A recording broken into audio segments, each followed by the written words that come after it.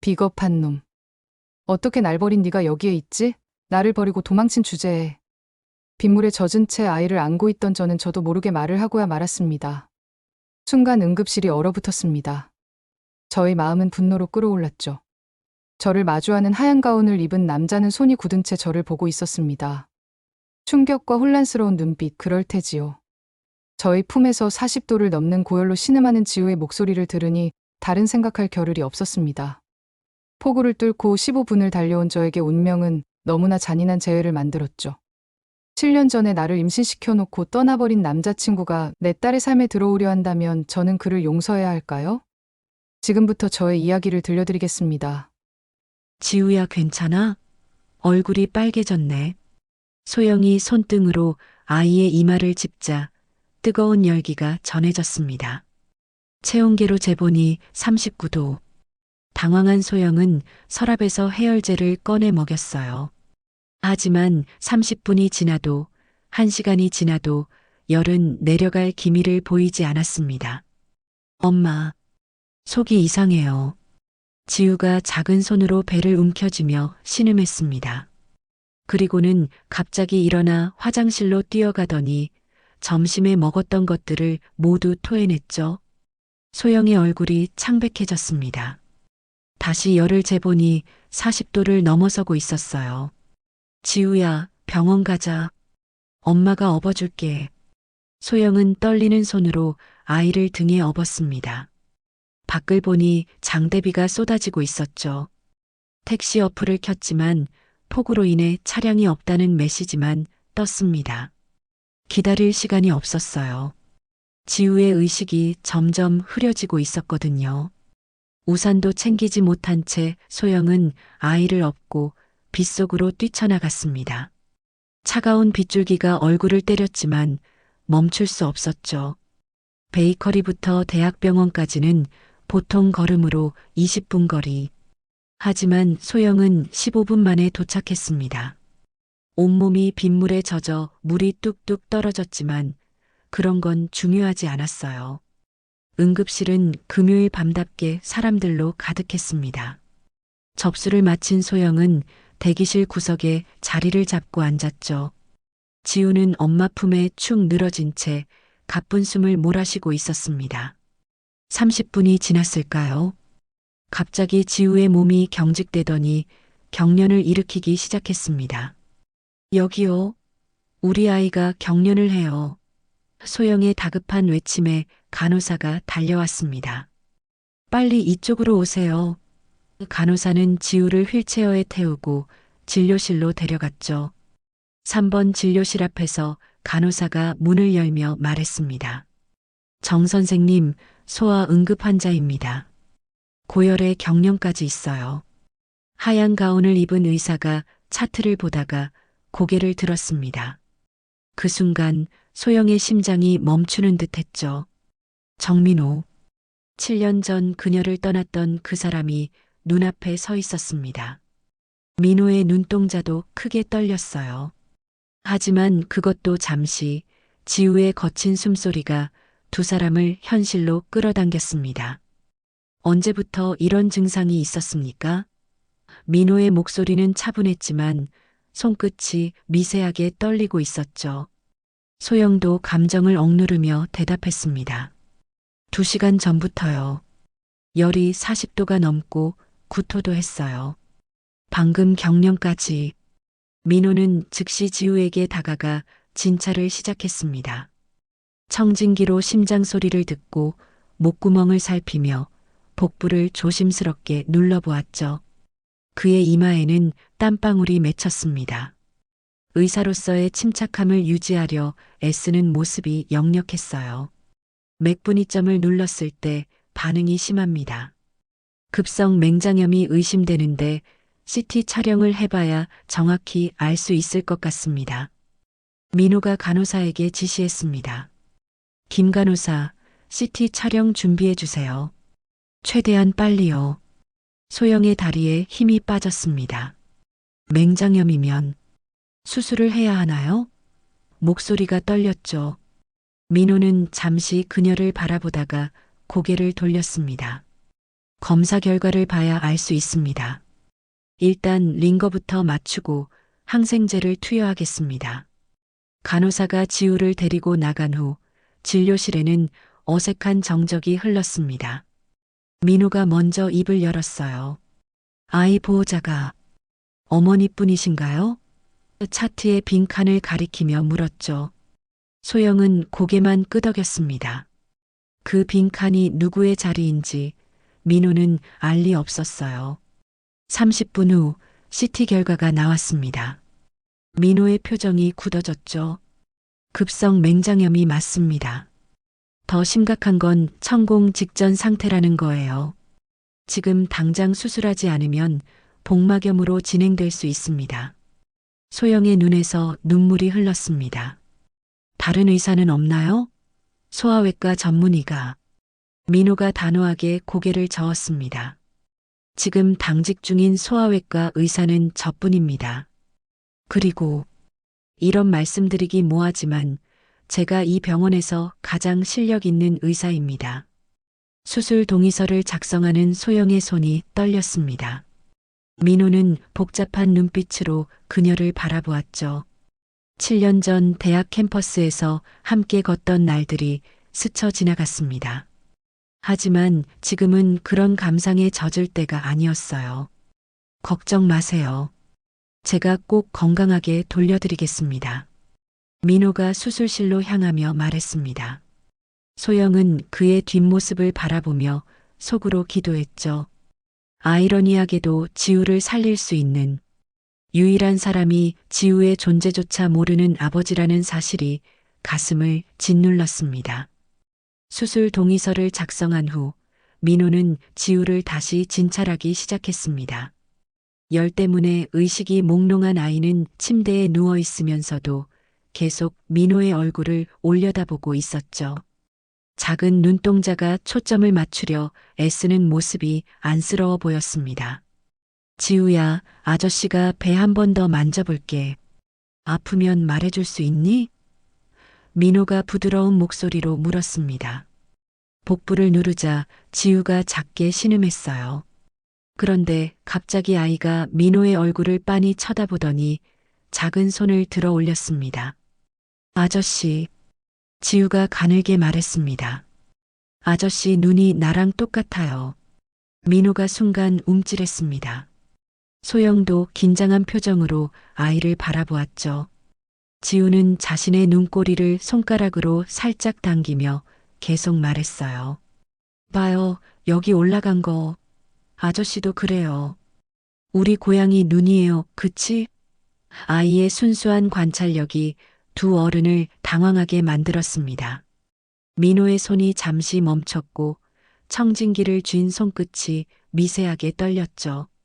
지우야, 조용히 해. 선생님 진료받는 중이잖아. 소영이 급하게 말했지만 열에 들뜬 아이는 멈추지 않았습니다. 엄마가 그랬어요. 내 눈은 특별하대요. 세상에 하나뿐이라고. 지우가 중얼거리듯 말했습니다. 근데 아저씨도 있네? 신기해요. 민호는 할 말을 잃고 아이를 바라보았습니다. 분명히 지우의 눈은 자신과 놀랍도록 닮아 있었죠. 쌍꺼풀이 없는 길쭉한 눈, 끝이 살짝 올라간 눈매까지 마치 거울을 보는 것 같았습니다. 김 간호사. 민호가 갑자기 큰 소리로 간호사를 불렀습니다. 감정을 추스르려는 듯 잠시 숨을 고른 후 말했죠. CT실 준비됐나요? 빨리 검사 시작해야 합니다. 간호사가 들어와 휠체어를 가져왔습니다. 지우를 옮기는 동안에도 아이는 계속 민호를 쳐다보았어요. 마치 무언가를 더 발견하려는 듯한 호기심 가득한 눈빛이었습니다. CT실로 이동하는 복도에서 소영은 민호와 나란히 걸었습니다. 두 사람 사이에는 무거운 침묵이 흘렀죠. 엘리베이터 안에서 민호가 조심스럽게 입을 열었습니다. 아이가 똑똑한 것 같네요. 소영은 대답 대신 고개만 살짝 끄덕였습니다. 그녀의 손은 지우의 작은 손을 꼭 잡고 있었죠. CT실에 도착하자 지우가 갑자기 무서워하기 시작했습니다. 엄마, 저기 들어가기 싫어요. 무서워요. 큰 기계를 보고 울음을 터뜨리려는 아이를 민호가 조심스럽게 안아 올렸습니다.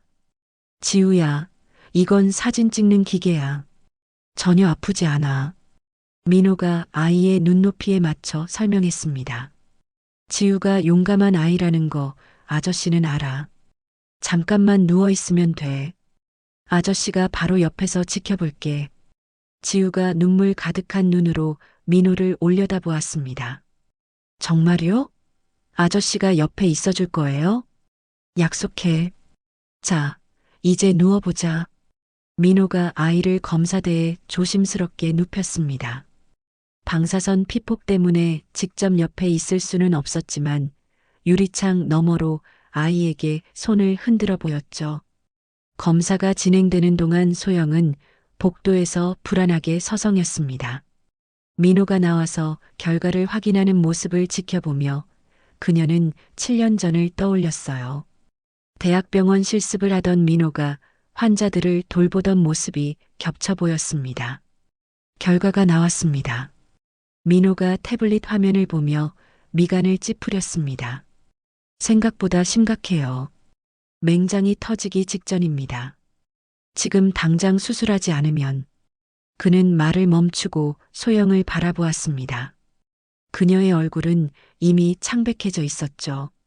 30분 안에 수술을 시작해야 합니다. 더 늦으면 복막염으로 진행될 수 있어요. 그렇게 되면 상황이 훨씬 복잡해집니다. 민호의 목소리에는 긴급함이 묻어났습니다. 다른 병원으로 옮기면 소영이 떨리는 목소리로 물었습니다. 시간이 없습니다. 이송 중에 맹장이 터질 수 있어요. 민호가 단호하게 말했습니다. 저를 믿기 힘드시겠지만 제가 이 병원에서 가장 많은 소아 맹장 수술을 집도한 의사입니다. 작년에만 200건이 넘는 수술을 했어요. 소영은 눈을 감고 깊게 숨을 들이쉬었습니다. 선택의 여지가 없었죠. 지우의 생명이 걸린 문제였습니다. 부탁드려요. 그녀가 간신히 말했습니다. 우리 지우, 살려주세요. 민호가 고개를 끄덕였습니다. 수술실로 올라가겠습니다. 보호자분은 3층 수술실 대기실에서 기다려주세요. 지우를 수술실로 옮기는 침대에 실으면서 아이가 다시 민호를 불렀습니다. 아저씨, 나 수술하면 아파요? 민호가 아이의 작은 손을 잡았습니다. 자고 일어나면 다 끝나 있을 거야. 꿈도 꾸지 않을 만큼 푹 자는 거지. 일어나면 엄마가 바로 옆에 있을 거고, 아저씨도 있을 거예요? 지우의 물음에 민호가 잠시 멈칫했습니다.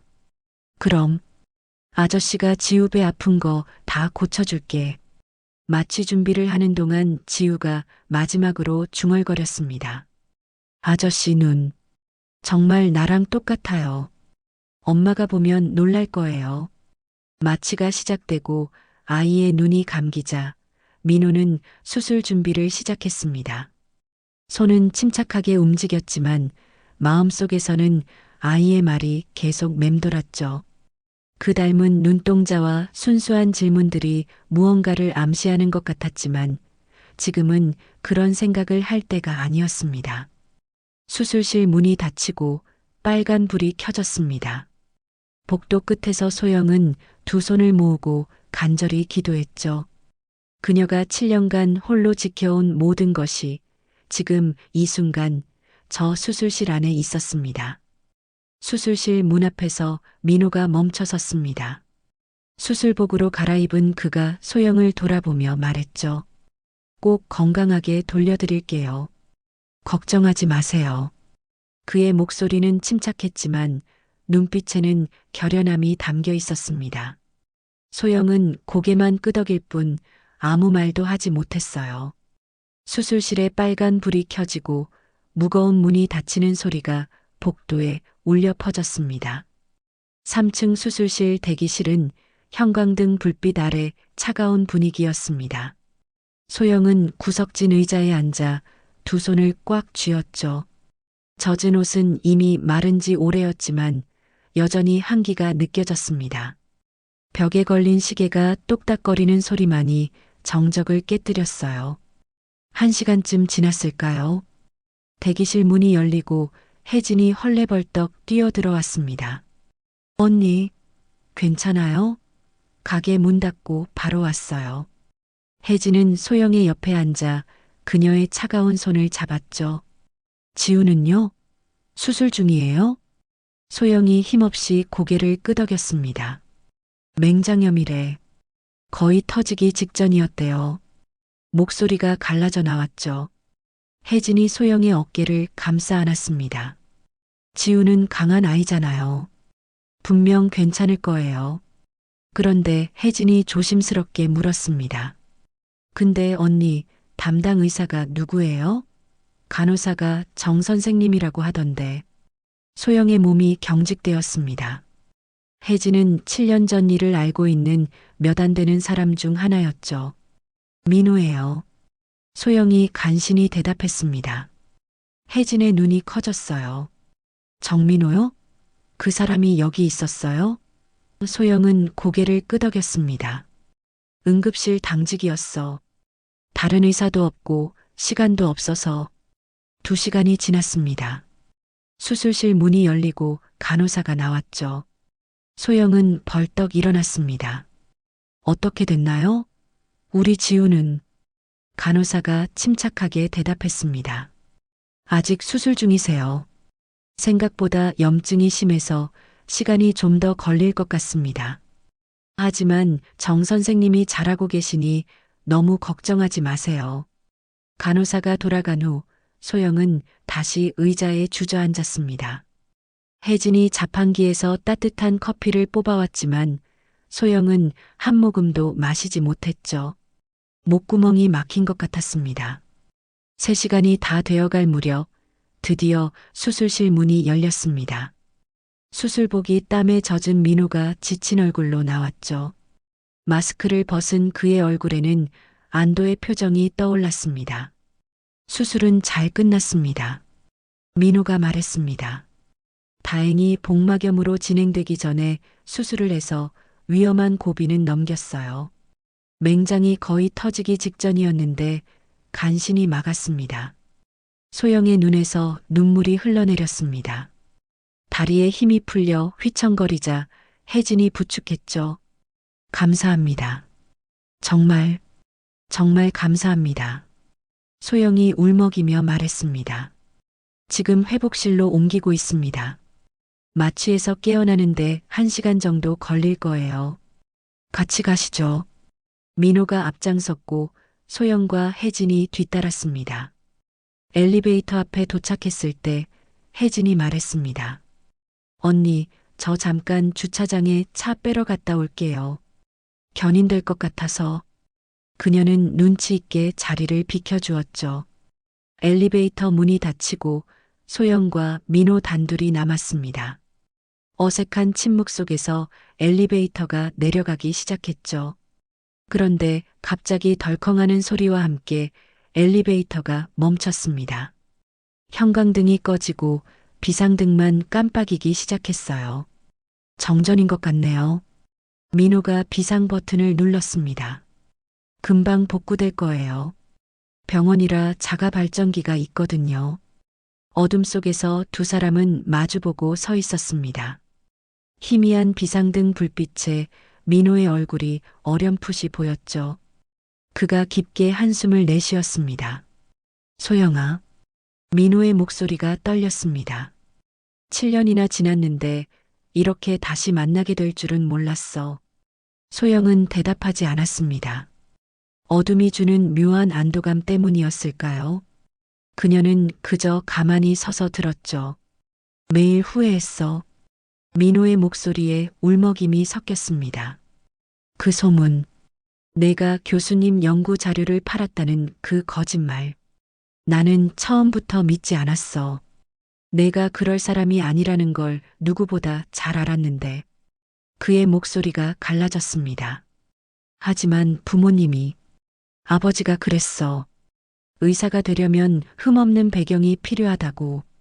그런 구설수에 오른 사람과는 미래가 없다고.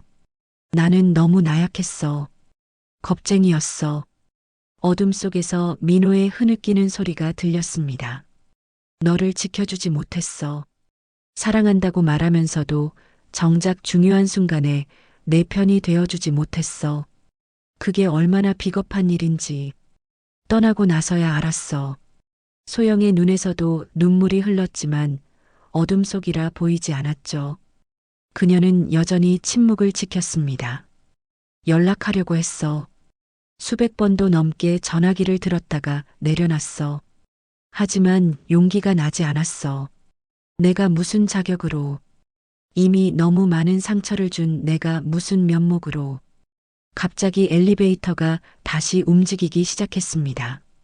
형광등이 켜지면서 두 사람의 젖은 얼굴이 드러났죠.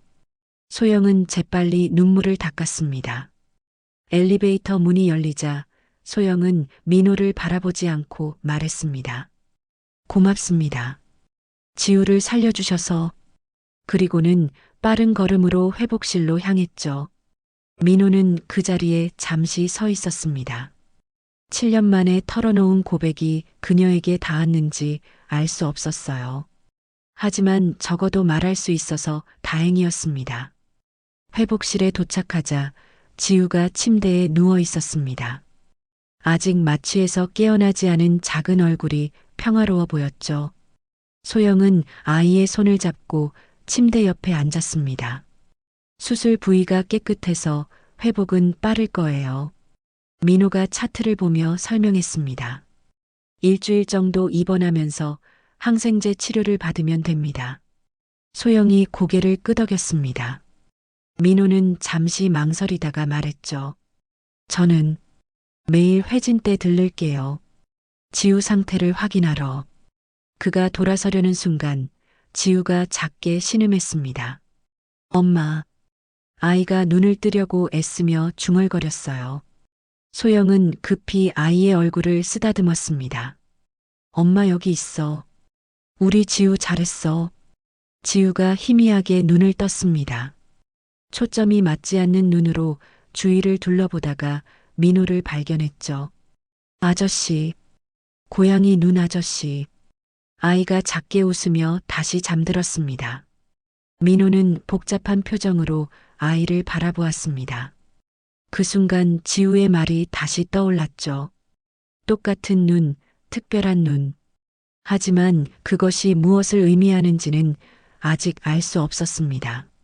마취에서 완전히 깨어난 지우가 엄마를 빤히 올려다보며 물었습니다. 엄마, 고양이 눈 아저씨가 내 배 아픈 거 고쳐줬어? 아이의 목소리는 아직 쉰 듯했지만 눈빛은 또렷했죠. 소영은 아이의 이마를 쓰다듬으며 고개를 끄덕였습니다. 그래, 아저씨가 지우 수술해 주셨어. 일주일이 지났습니다. 그동안 민호는 매일 아침 회진 시간에 병실을 찾았죠.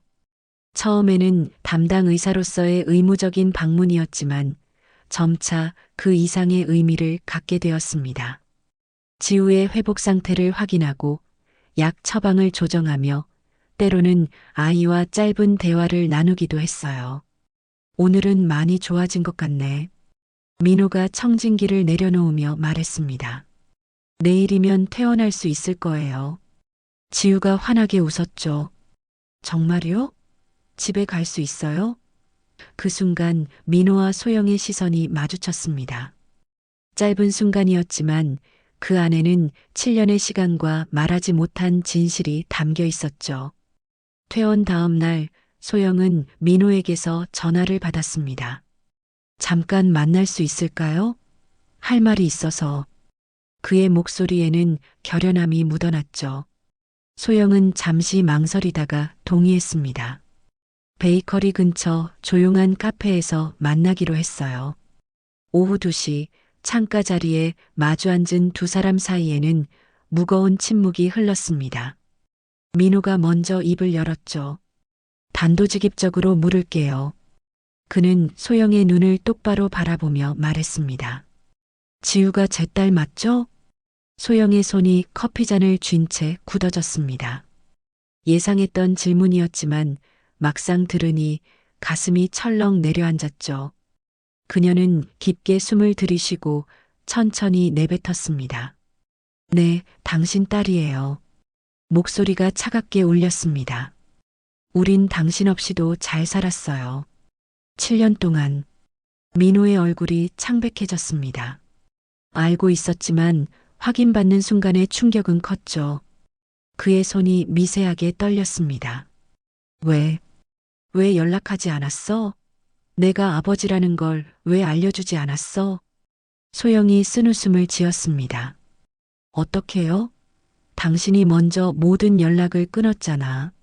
전화번호도 바꾸고 이메일도 삭제하고 마치 내가 이 세상에 존재하지 않았던 것처럼. 그건 민호가 말을 더듬었습니다. 부모님이 그렇게 하라고. 아니, 그게 중요한 게 아니야. 내 아이가 있다는 걸 알았다면 내가 뭐든 했을 거야. 정말요? 소영의 목소리에 날이 섰습니다. 그 소문 하나 때문에 나를 버렸던 사람이, 부모님 말 한마디에 사랑을 포기했던 사람이. 민호가 고개를 떨궜습니다. 할 말이 없었죠. 그의 과거 행동이 모든 변명을 무색하게 만들었습니다. 임신을 알았을 때 이미 당신은 사라진 뒤였어요. 소영이 담담하게 말했습니다. 혼자 병원에 가고 혼자 출산했어요. 새벽에 진통이 와서 혼자 택시 타고 병원에 갔죠. 아이 이름도 혼자 지었고 100일잔치도 혼자 준비했어요. 민호의 눈에 눈물이 고였습니다. 미안해. 정말 미안해. 미안하다고요? 소영이 한숨을 내쉬었습니다. 그 말이 지난 7년을 되돌릴 수 있나요?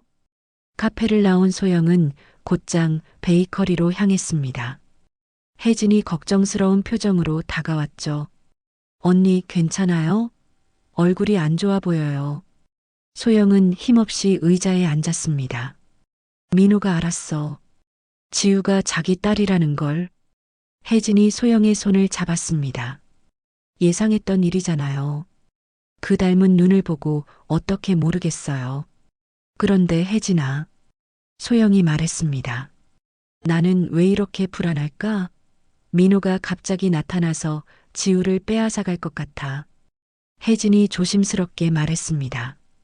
언니, 근데 지우한테도 아빠가 필요할 수 있지 않을까요? 소영이 놀란 눈으로 혜진을 바라보았죠.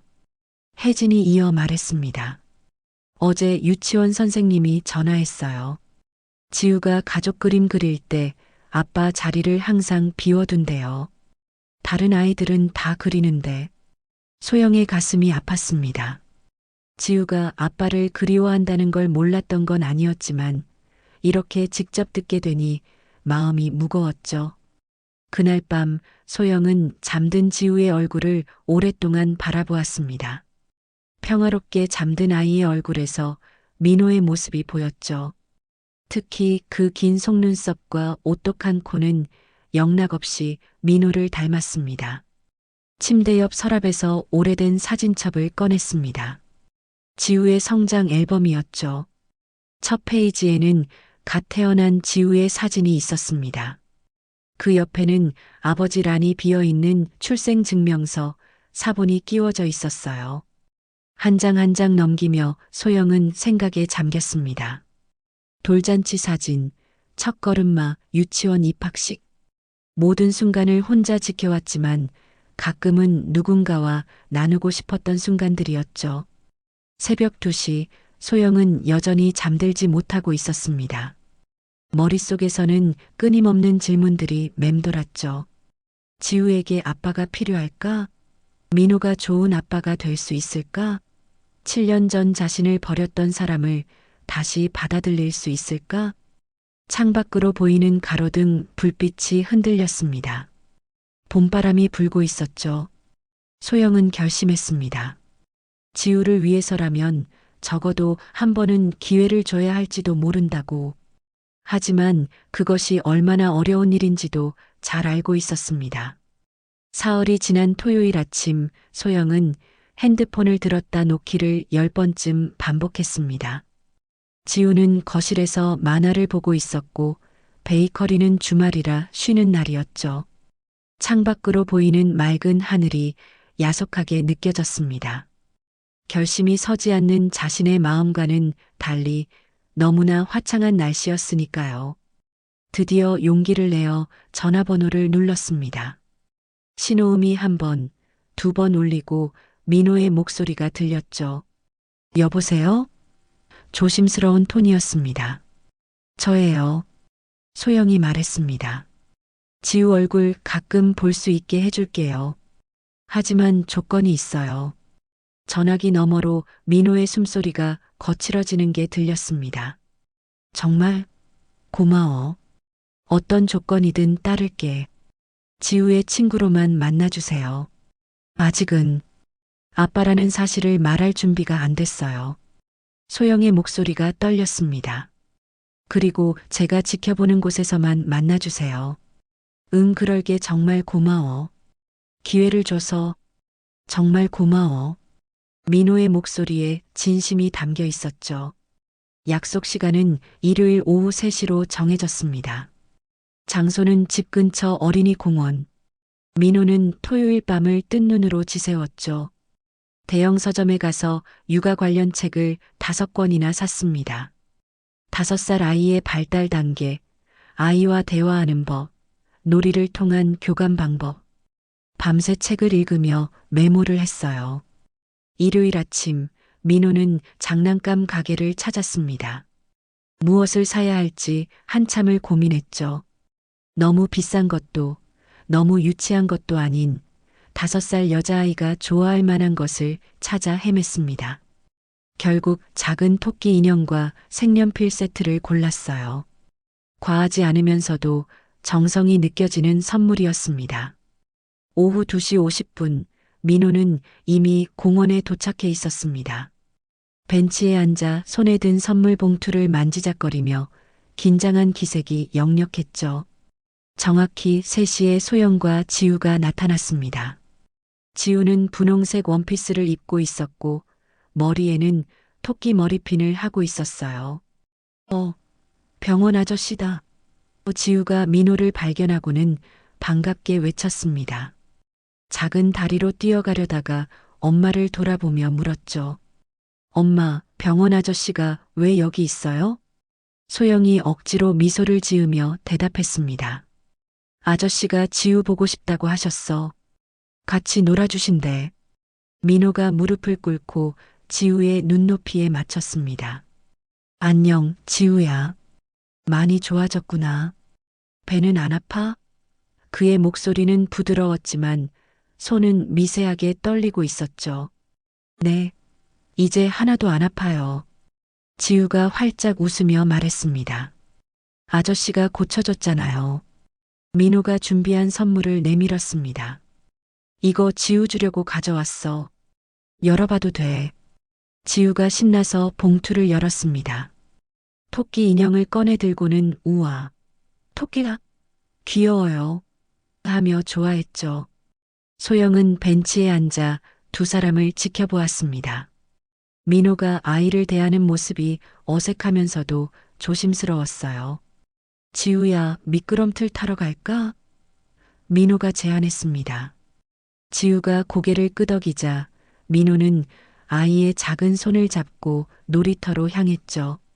소영의 가슴이 묘하게 아팠습니다. 7년 만에 처음 보는 광경이었으니까요. 아빠와 딸이 손을 잡고 걷는 모습. 미끄럼틀 위에서 지우가 아저씨, 받아주세요. 하고 외치자 민호가 미끄럼틀 아래에서 팔을 벌리고 기다렸습니다. 지우가 미끄러져 내려오자 민호가 안아서 빙글 돌려주었죠. 아이의 까르르 웃음소리가 공원에 울려 퍼졌습니다. 시소를 탈 때는 민호가 무게 균형을 맞추느라 애를 썼습니다. 자신이 너무 무거워서 지우가 올라가지 못하자 살짝 일어섰다 앉았다를 반복하며 아이를 즐겁게 해주었죠. 그 모습을 보며 소영은 생각했습니다. 민호가 이렇게 아이를 위해 노력하는 모습을 본 적이 있었던가. 1시간쯤 놀았을까요? 지우가 목말라요 하자 민호가 근처 편의점으로 달려갔습니다. 돌아올 때 그의 손에는 음료수뿐만 아니라 아이스크림도 들려 있었죠. 초콜릿 맛 좋아하지? 민호가 아이스크림을 건네며 물었습니다. 지우가 눈을 크게 뜨며 어떻게 알았어요? 제가 제일 좋아하는 건데 하고 놀랐죠. 소영도 놀랐습니다. 민호가 어떻게 지우가 초콜릿을 좋아한다는 걸 알았을까? 민호가 소영을 슬쩍 보며 말했습니다. 그냥 느낌이 그럴 것 같아서. 하지만 소영은 알았죠. 그가 병실에서 지우와 나눴던 짧은 대화들을 모두 기억하고 있다는 것을. 해가 기울기 시작했습니다. 4시 반이 되자 소영이 일어났죠. 이제 집에 가야 할 시간이야, 지우야. 지우가 아쉬운 표정으로 민호를 올려다보았습니다. 아저씨, 내일도 올 거예요? 그 순수한 질문에 민호는 소영의 눈치를 살폈습니다.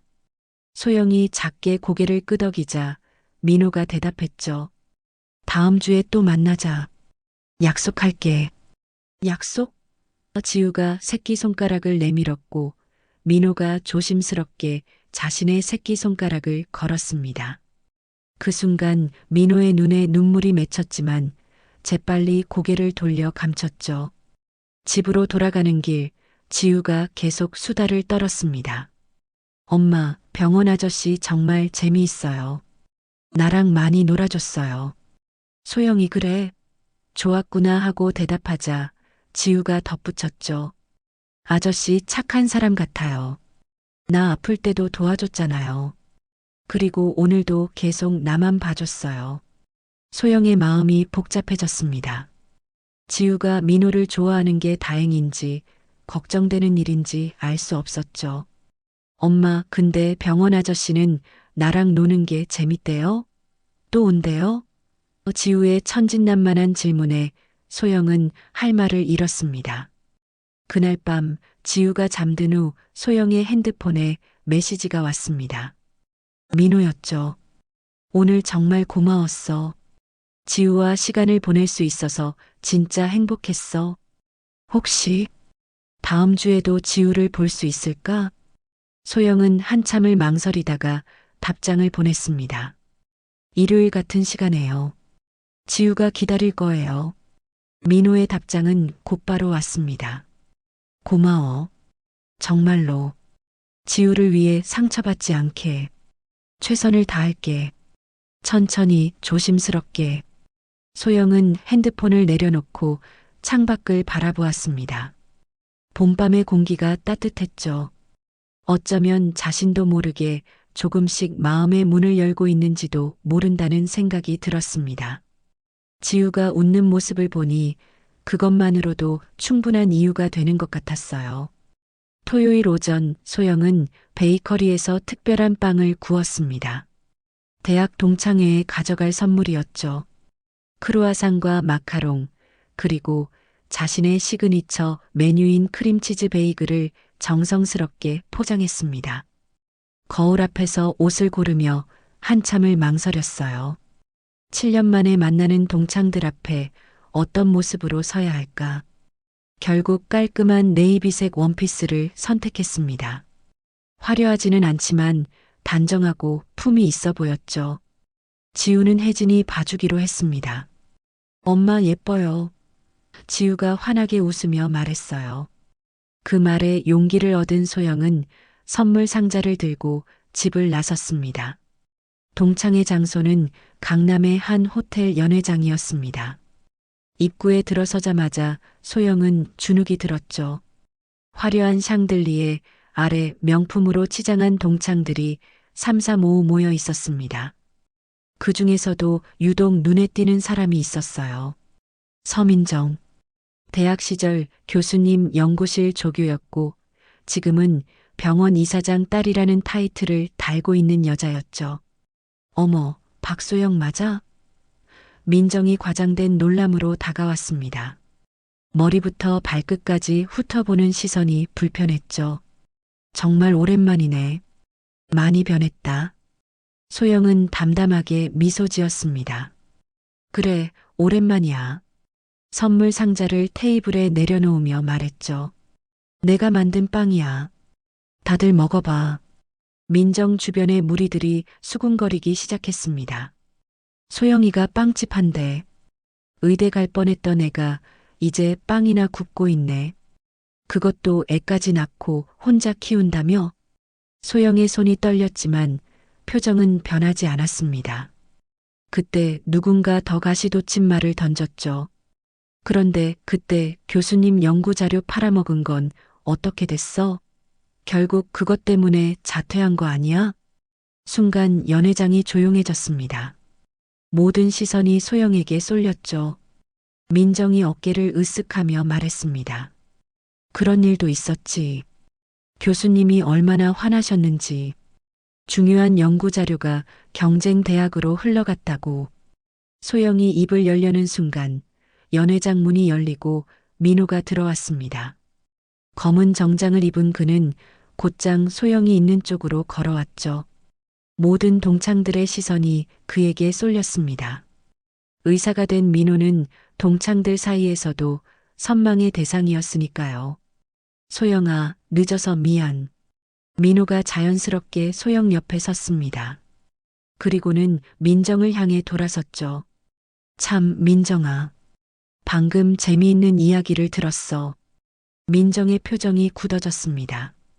민호가 이어 말했죠. 김 선배 기억하지? 그때 교수님 연구실 수석 조교였던. 오늘 우연히 병원에서 만났는데 양심 선언을 하더라. 연회장이 술렁이기 시작했습니다. 민호는 침착하게 계속했어요.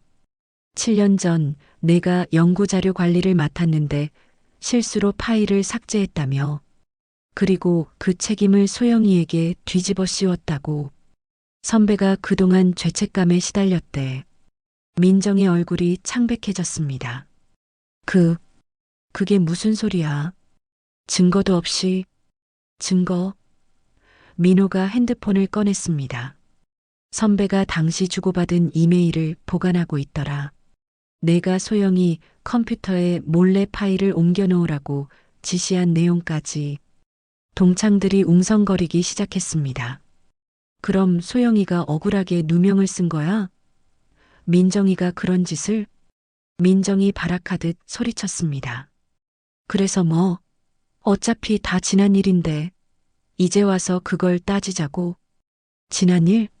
소영이 처음으로 입을 열었습니다. 목소리는 차분했지만 단호했죠. 너 때문에 내가 학교를 그만둬야 했어. 모든 사람이 날 도둑으로 봤고 심지어 그녀는 민호를 잠깐 바라보았습니다. 내 곁에 있어야 할 사람마저 떠났어. 민정이 더듬거리며 말했습니다. 나도 어쩔 수 없었어. 아버지가 알면 큰일 났을 거야. 병원 이사장 딸이 그런 실수를 했다는 게 알려지면. 그래서 남의 인생을 망쳐도 괜찮다는 거니? 소영의 목소리가 높아졌습니다. 하지만 곧 숨을 고르며 말했죠. 됐어. 이제 진실이 밝혀졌으니 그걸로 충분해. 민정은 핸드백을 움켜쥐고 급히 연회장을 빠져나갔습니다. 그녀의 무리들도 어색하게 자리를 피했죠. 남은 동창들이 소영에게 다가왔습니다. 소영아, 정말 미안해. 우리가 그때 내 편이 되어줬어야 했는데 진작 의심했어야 했어. 소영은 담담하게 고개를 끄덕였습니다. 사과를 받아들이되 과거에 얽매이지 않겠다는 의지가 보였죠. 민호가 소영의 귀에 속삭였습니다. 괜찮아? 많이 힘들었을 텐데. 소영이 처음으로 민호를 편하게 바라보며 말했습니다. 고마워요. 진실을 밝혀줘서. 이제 그만 나갈까? 민호가 제안했습니다. 여기 있을 이유가 없잖아. 소영은 주변을 둘러보았습니다. 호기심 어린 시선들, 수군거리는 목소리들. 더 이상 이곳에 있고 싶지 않았죠. 그래, 나가자. 민호가 손을 내밀었습니다. 잠시 망설이던 소영이 그 손을 잡았죠. 두 사람이 함께 연회장을 나서는 모습을 동창들이 놀란 눈으로 지켜보았습니다. 밖으로 나오자 선선한 봄바람이 불었습니다. 소영은 깊게 숨을 들이쉬었죠. 가슴속에 응어리졌던 무언가가 풀리는 기분이었습니다. 커피 한잔 할래? 민호가 물었습니다. 소영이 고개를 끄덕이며 말했습니다. 그래. 아니, 그래. 가자. 처음으로 민호에게 반말을 했습니다. 어색했지만 자연스러웠죠. 근처 카페에 앉아 두 사람은 한참 동안 말이 없었습니다. 그러다 소영이 먼저 입을 열었어요. 어떻게 알았어? 김 선배한테 들었다는 게. 민호가 쑥스럽게 웃었습니다. 사실 몇 달 전부터 알고 있었어. 선배가 학회에서 만났을 때 술 마시다가 실토했거든. 하지만 내게 어떻게 말해야 할지 몰랐어.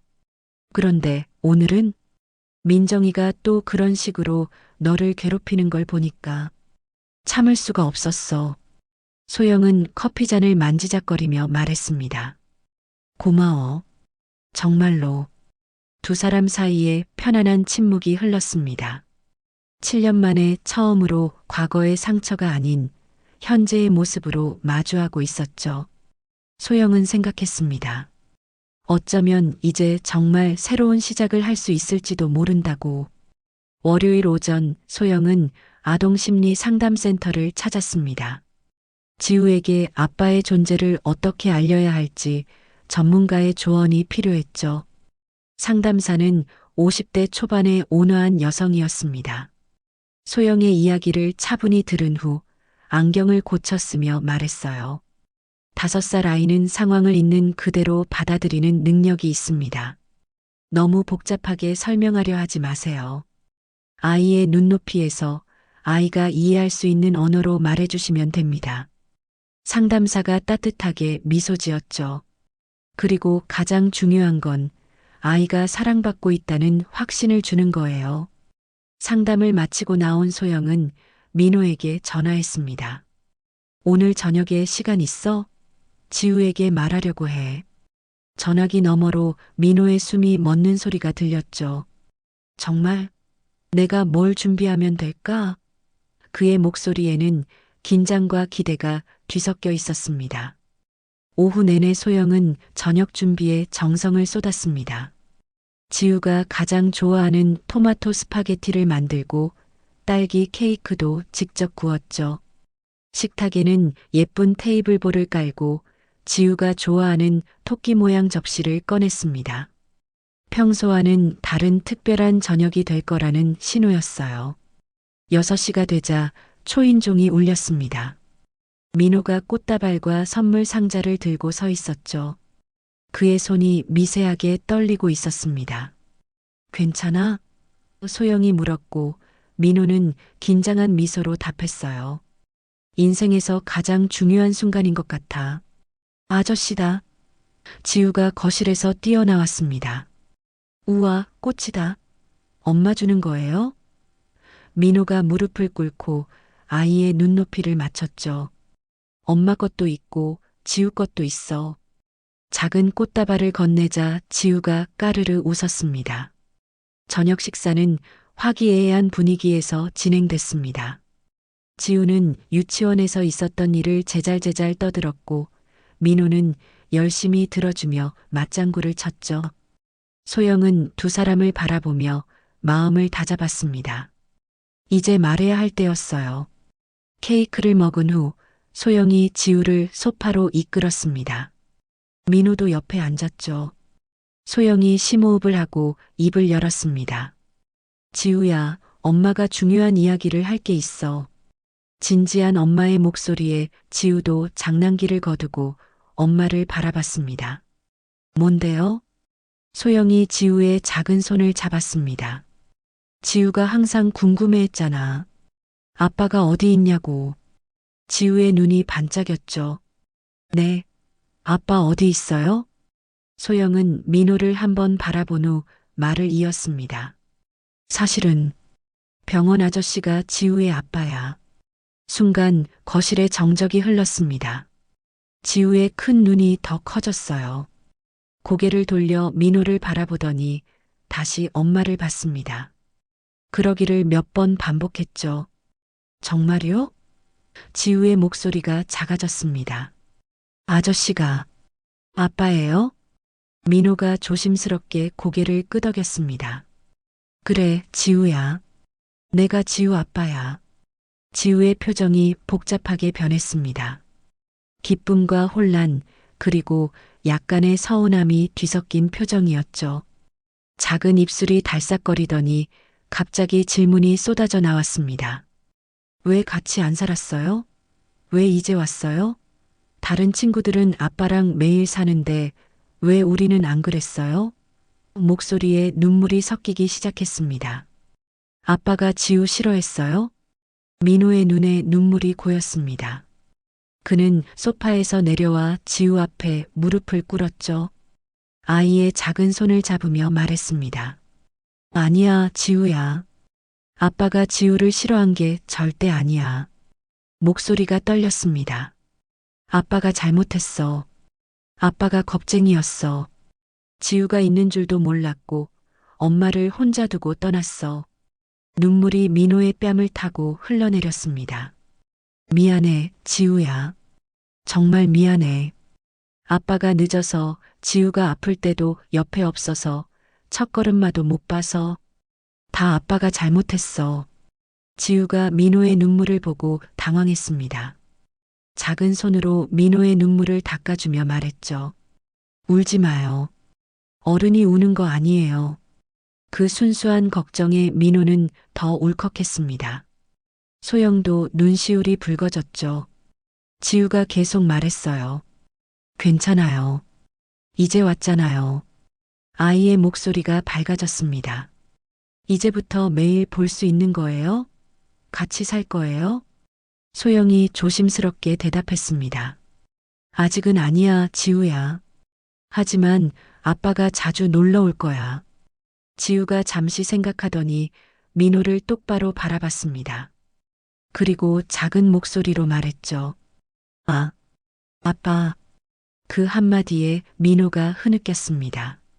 소영도 눈물을 참을 수 없었죠. 지우가 두 사람을 번갈아 보다가 갑자기 민호를 안았습니다. 작은 팔로 목을 감싸며 말했어요. 울지 마요, 아빠. 이제 지우가 있잖아요. 민호가 아이를 꼭 안았습니다. 7년 만에 처음으로 딸을 아빠로서 안는 순간이었죠. 소영도 다가와 두 사람을 함께 안았습니다. 세 사람이 하나로 포옹한 채 한참을 울었어요. 잠시 후 지우가 눈물과 콧물로 범벅이 된 얼굴을 들었습니다. 그런데 아빠, 이제 뭐라고 불러요? 아저씨? 아빠? 민호가 웃으며 대답했습니다. 아빠라고 불러줘. 내가 지우 아빠니까. 아빠. 지우가 크게 외쳤습니다. 그리고는 깔깔 웃었죠. 이상해요. 아빠라고 부르니까 간지러워요. 세 사람이 모두 웃음을 터뜨렸습니다. 눈물 자국이 남은 얼굴로 웃는 모습이 우스우면서도 아름다웠어요. 그날 밤 민호는 지우에게 그림책을 읽어주었습니다. 아이는 아빠 무릎에 앉아 졸린 눈을 비비며 이야기를 들었죠. 아빠, 내일도 올 거예요? 그럼 매일 올게. 약속이에요? 약속? 지우가 새끼손가락을 내밀었고 민호가 걸었습니다. 아이가 품에서 잠들자 민호는 조심스럽게 침실로 데려갔죠. 이불을 덮어주며 이마에 입을 맞췄습니다. 잘 자, 내 딸. 거실로 돌아온 민호와 소영은 나란히 앉았습니다. 두 사람 다 감정적으로 지쳐 있었지만 동시에 안도감을 느꼈죠. 고마워. 민호가 말했습니다. 기회를 줘서. 소영이 고개를 끄덕였습니다. 지우를 위해서야. 그리고 그녀가 잠시 망설이다 말했죠. 나도 계속 혼자 짊어지기엔 벅찼어. 두 사람은 조용히 앉아 있었습니다. 창밖으로 별이 빛나고 있었죠. 오늘 밤 그들은 진정한 가족으로 가는 첫걸음을 뗐습니다. 월요일 아침 유치원 등원 시간이었습니다. 지우는 평소보다 들뜬 모습으로 가방을 메고 있었죠. 소영이 머리를 묶어주며 물었습니다. 오늘 왜 이렇게 신났어? 지우가 활짝 웃으며 대답했어요. 오늘 친구들한테 말할 거예요. 나도 이제 아빠 있다고.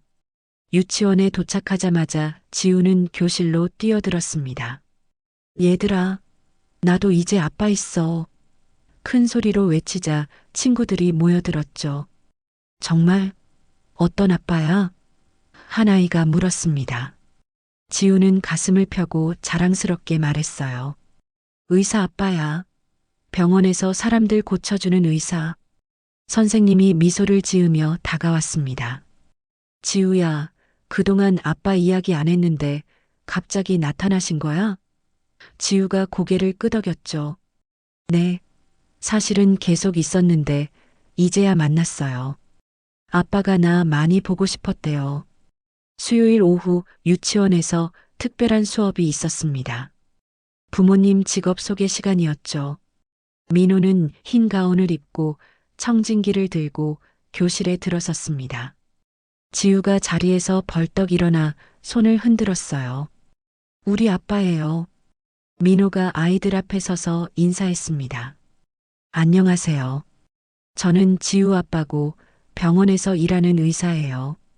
아이들의 눈이 반짝였죠. 민호는 준비한 청진기를 꺼내 보였습니다. 이걸로 심장 소리를 들을 수 있어요. 누가 해보고 싶나요? 모든 아이들이 손을 들었습니다.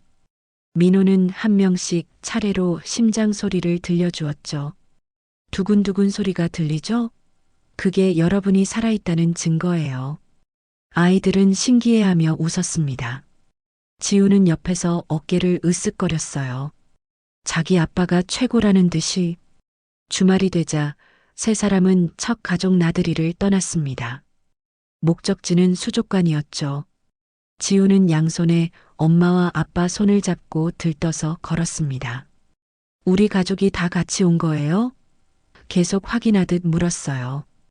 펭귄 수조 앞에서 지우가 감탄했습니다. 우와, 펭귄이 뒤뚱뒤뚱 걸어요. 민호가 지우를 어깨에 올려주었죠. 더 잘 보이도록. 소영이 핸드폰을 꺼내 사진을 찍었습니다. 세 사람이 함께 있는 첫 가족 사진이었어요. 자, 김치.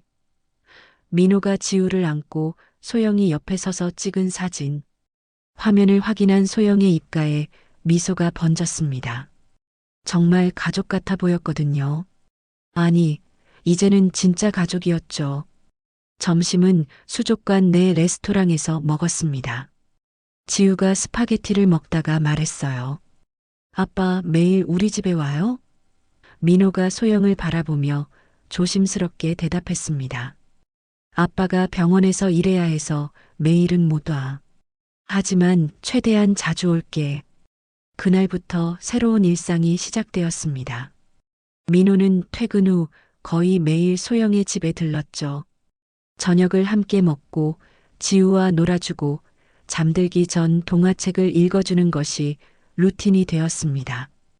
어느 날 저녁 민호가 지우에게 공룡 그림책을 읽어주고 있었습니다. 옛날에 아주 큰 공룡이 살았어요. 지우가 아빠 무릎에 기대어 그림을 보며 듣고 있었죠. 소영은 부엌에서 설거지를 하며 그 모습을 지켜봤습니다. 민호가 목소리를 바꿔가며 실감나게 읽자 지우가 깔깔 웃었어요. 그 순간 소영은 가슴 한구석이 따뜻해지는 걸 느꼈습니다. 7년 동안 굳게 닫아두었던 마음의 문이 조금씩 열리고 있었죠. 엄마도 같이 들어요. 지우가 소영을 불렀습니다. 소영이 수건으로 손을 닦으며 다가갔죠. 세 사람이 소파에 나란히 앉았습니다. 지우가 가운데, 양옆에 엄마와 아빠. 완벽한 그림이었어요. 민호가 책을 계속 읽는 동안 지우가 졸리기 시작했습니다.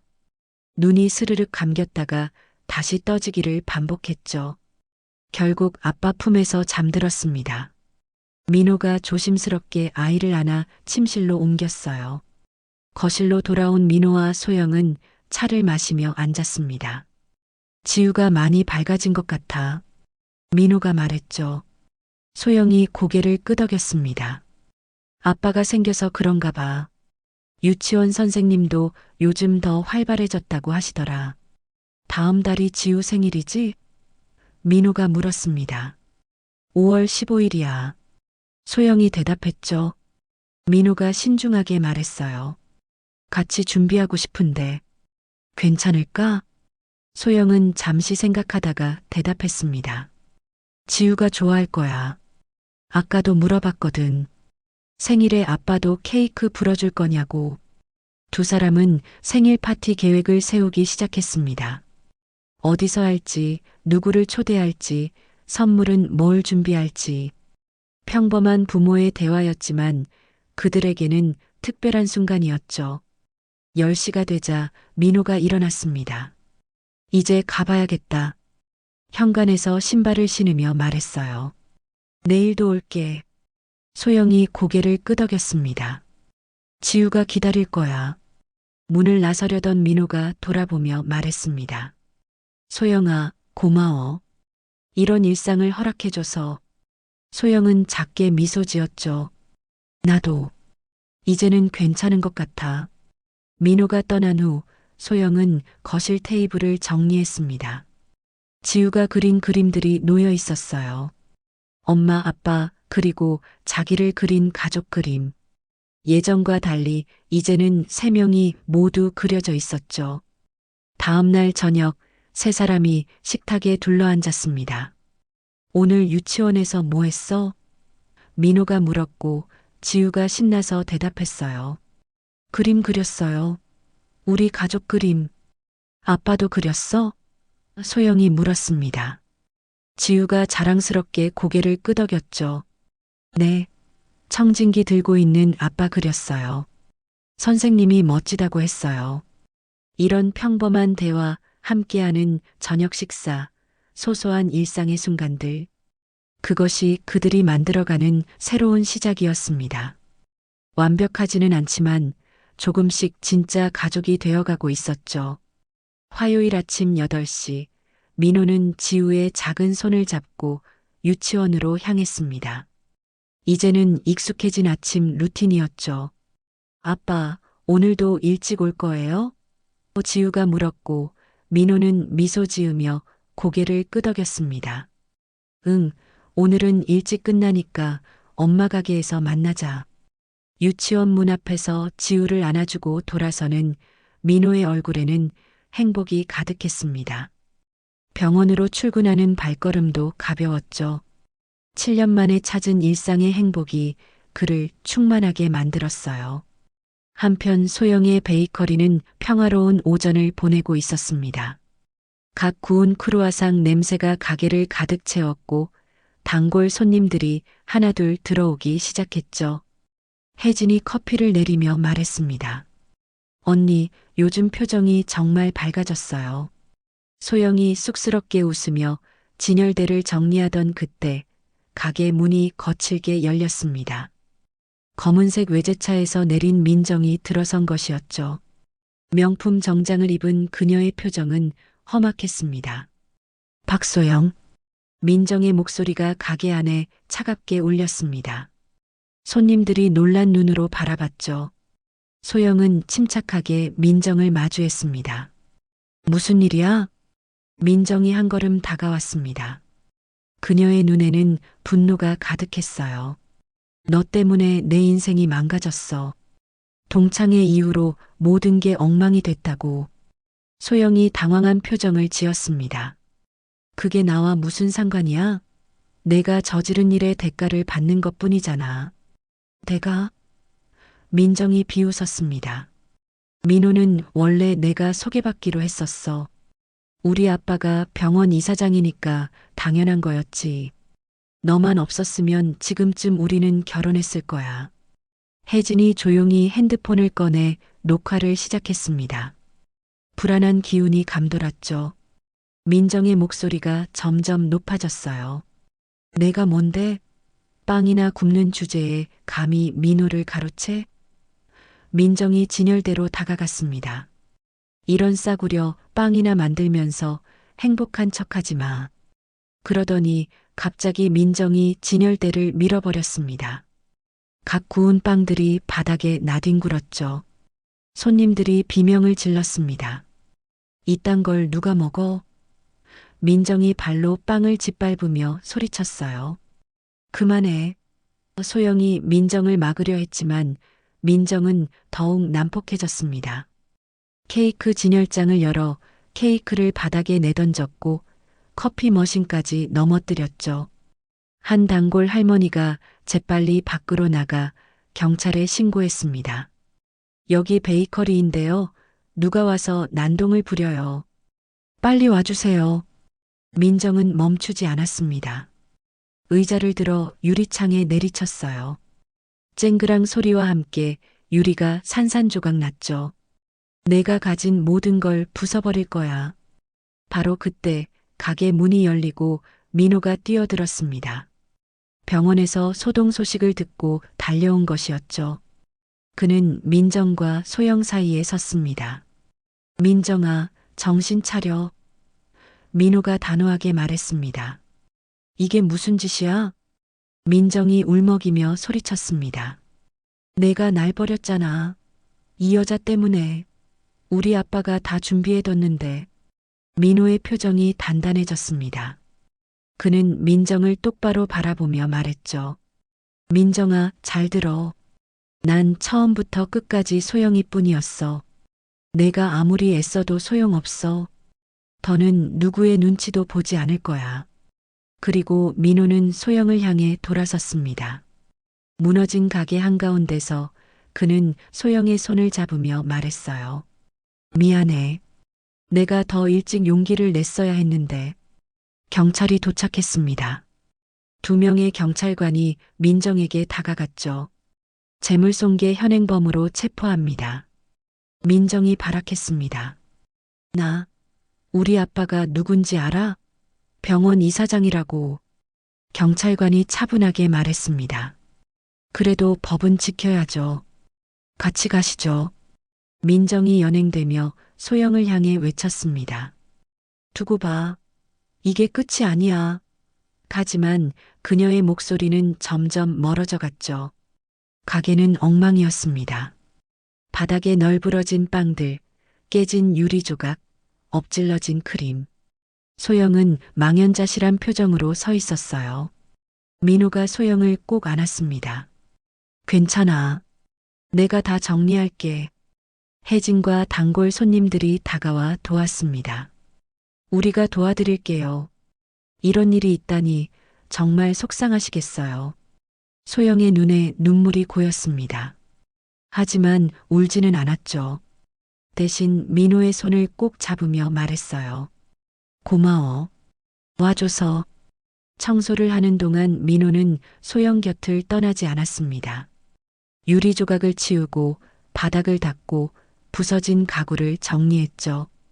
그의 하얀 셔츠는 금세 더러워졌지만 개의치 않았어요.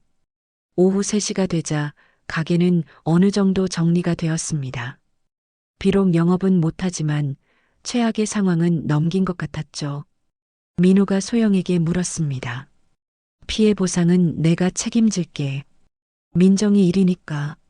소영이 고개를 저었습니다. 아니야.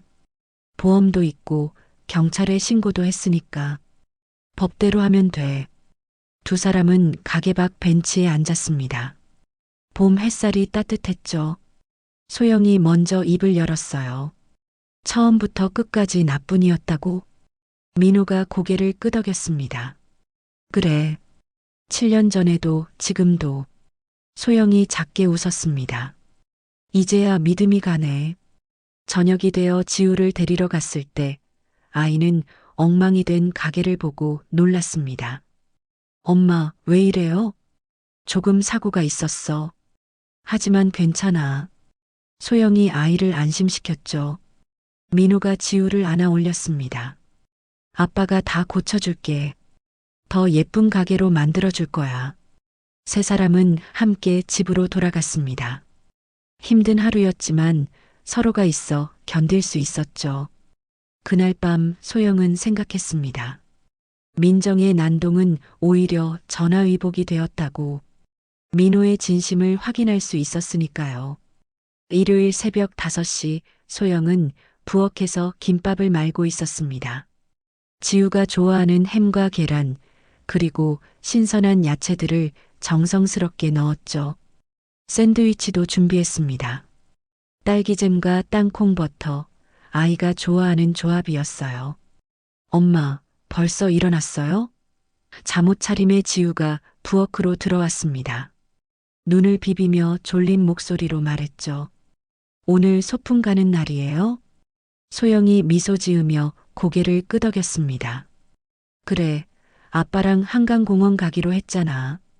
지우의 얼굴이 순간 환해졌어요. 진짜요? 우리 셋이 다 같이요? 아이의 들뜬 목소리에 소영도 덩달아 설렜습니다. 9시가 되자 초인종이 울렸습니다. 민호가 커다란 박스를 들고 서 있었죠. 이게 뭐예요? 지우가 호기심 가득한 눈으로 물었습니다. 민호가 무릎을 꿇고 박스를 열었어요. 지우 선물이야. 첫 자전거. 빨간색 자전거가 나타났습니다. 보조바퀴가 달린 작은 자전거였죠. 지우가 감탄하며 자전거를 만졌어요. 우와, 진짜 내 거예요? 민호가 또 다른 작은 상자를 꺼냈습니다. 이것도 있어. 아빠가 직접 만든 거야. 나무로 깎아 만든 토끼 인형이었습니다. 투박했지만 정성이 느껴졌죠. 지우가 인형을 꼭 안으며 고마워요, 아빠. 하고 외쳤습니다. 한강공원에 도착했을 때 벚꽃이 만개해 있었습니다. 분홍빛 꽃잎이 바람에 흩날리는 모습이 장관이었죠. 지우는 자전거를 타고 싶어 안달이었습니다. 천천히 지우야. 민호가 뒤에서 자전거를 잡아주며 말했습니다. 페달을 밟으면서 핸들을 똑바로 잡아. 지우가 열심히 페달을 밟았지만 균형을 잡기 어려워했죠. 한 번, 2번 넘어졌습니다. 하지만 지우는 울지 않았어요. 다시 할래요. 씩씩하게 일어서는 모습에 소영은 뿌듯함을 느꼈습니다. 민호가 계속 옆에서 격려했죠. 잘하고 있어. 우리 지우 최고야. 점심시간이 되자 세 사람은 벚나무 아래 돗자리를 펼쳤습니다. 소영이 준비한 도시락을 꺼내자 지우가 환호했어요. 우와, 김밥이다. 엄마 김밥이 최고야. 민호도 김밥을 한 입 베어 물고는 감탄했습니다. 정말 맛있다. 소영이 솜씨는 여전하네. 소영이 쑥스럽게 웃었죠. 세 사람이 둘러앉아 먹는 점심은 소박했지만 행복했습니다. 식사 후 지우는 공원을 뛰어다니며 놀았습니다. 나비를 쫓고 꽃을 구경하고 강아지들과 인사를 나눴죠. 그러다 지쳐서 민호 무릎에 기대 앉았습니다. 아빠 졸려요. 민호가 아이의 머리를 쓰다듬자 지우는 스르륵 잠들었습니다. 평화로운 오후였죠. 소영과 민호는 잠든 지우를 바라보며 나란히 앉아 있었습니다. 고마워. 민호가 먼저 입을 열었습니다. 이런 기회를 줘서, 지우와 함께 할 수 있게 해줘서. 소영은 한참 말이 없다가 조용히 대답했습니다. 나도 고마워. 포기하지 않고 계속 노력해줘서. 민호가 진지한 표정으로 말했습니다.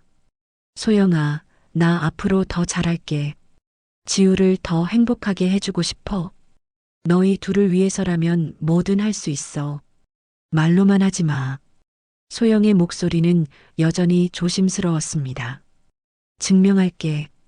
민호가 단호하게 말했습니다. 매일매일 증명할게. 내가 좋은 아빠가 될 수 있다는 걸, 너희를 지킬 수 있다는 걸. 소영은 민호의 눈을 바라봤습니다. 그 안에서 진심을 읽을 수 있었죠. 7년 전과는 다른 성숙함과 책임감이 보였습니다. 벚꽃잎이 바람에 흩날렸습니다. 잠든 지우의 얼굴에 꽃잎이 살포시 내려앉았죠. 소영이 조심스럽게 꽃잎을 치워주었습니다. 민호가 소영의 손 옆에 자신의 손을 놓았습니다. 닿을 듯 말 듯한 거리였죠. 소영은 그 손을 보며 망설였습니다. 마음의 문을 완전히 여는 것이 아직은 두려웠어요. 하지만 민호의 따뜻한 시선과 잠든 지우의 평화로운 얼굴을 보니 용기가 났습니다. 아주 천천히 떨리는 손으로 민호의 손에 자신의 손을 겹쳤습니다. 민호가 놀란 듯 소영을 바라봤습니다. 소영은 수줍게 고개를 돌렸지만 손은 떼지 않았죠. 두 사람의 손이 조심스럽게 깍지를 꼈습니다. 다시 시작하자. 민호가 속삭였습니다. 이번엔 제대로, 가족으로. 소영이 고개를 끄덕이려는 순간 지우가 눈을 떴습니다. 엄마, 아빠. 아이가 벌떡 일어나며 외쳤어요. 나 잠 깼어. 우리 진짜 가족이지? 소영과 민호가 서로를 바라보며 웃었습니다. 그래, 우리 진짜 가족이야. 소영이 대답했죠. 지우가 두 사람을 꼭 안았습니다. 석양이 한강을 붉게 물들이고 있었어요.